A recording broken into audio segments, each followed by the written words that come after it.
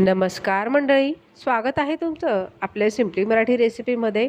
तर इथे आज आपण बनवणार आहोत अवघ्या 10 मिनिटात तयार होणारी झणझणीत अशी मटकीची भाजी।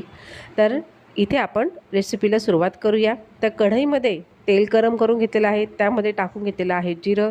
त्यानंतर इथे मी मिक्सरला एक कांदा, एक टमाटा, आलं, लसूण आणि कोथिंबीर हे पाणी टाकून थोडं बारीक वाटून घेतलेलं आहे।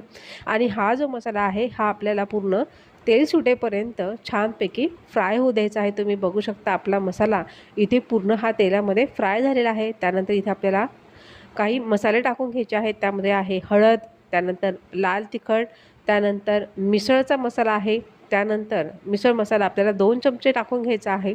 त्यानंतर हा जो मसाला आहे हे सुद्धा आपल्याला तेल सुटेपर्यंत यामध्ये छानपैकी भाजून घ्यायचा आहे। इथे मी मटकीचा वापर केलेला आहे। साधारण मटकी ही 5 ते 6 तास भिजत ठेवून नंतर रात्रभर आपल्याला मोड येण्यासाठी ठेवून द्यायचे आहेत। इथे मी हिला शिजवलेली नाही, इथे मी ही कच्ची जी मटकी आहे त्या कच्च्या मटकीचाच वापर केलेला आहे। त्यानंतर इथे आपल्याला किचन किंग मसाला टाकून घ्यायचा आहे, जवळपास 1 ते 1.5 चमचे। त्यानंतर मटकी यामध्ये जवळपास 5 ते 7 मिनटं छानपैकी फ्राय होऊ द्यायची आहे। लक्षात ठेवा, मटकी ही पूर्ण आपल्याला याच्यामध्ये पूर्ण फ्राय करून घ्यायची आहे। आणि त्यानंतर आपल्याला यामध्ये गरम पाणी टाकून घ्यायचं आहे।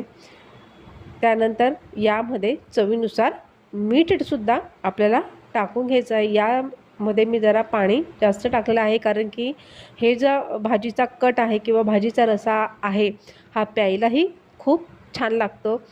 त्यानंतर इथे मी चवीनुसार मीठ टाकून घेतलेलं आहे। त्यानंतर टाकून घेतलेले आहे बारीक चिरलेली कोथिंबीर। आणि तुम्ही बघू शकता भाजीला रंगही खूप सुरेख आलेला आहे। त्यानंतर मध्यम आचेवरती झाकण ठेवून आपल्याला फक्त ही जी मटकी आहे ही 10 मिनटं शिजवून घ्यायची आहे। तुम्ही बघू शकता आपली झणझणीत अशी मटकीची भाजी इथे तयार आहे।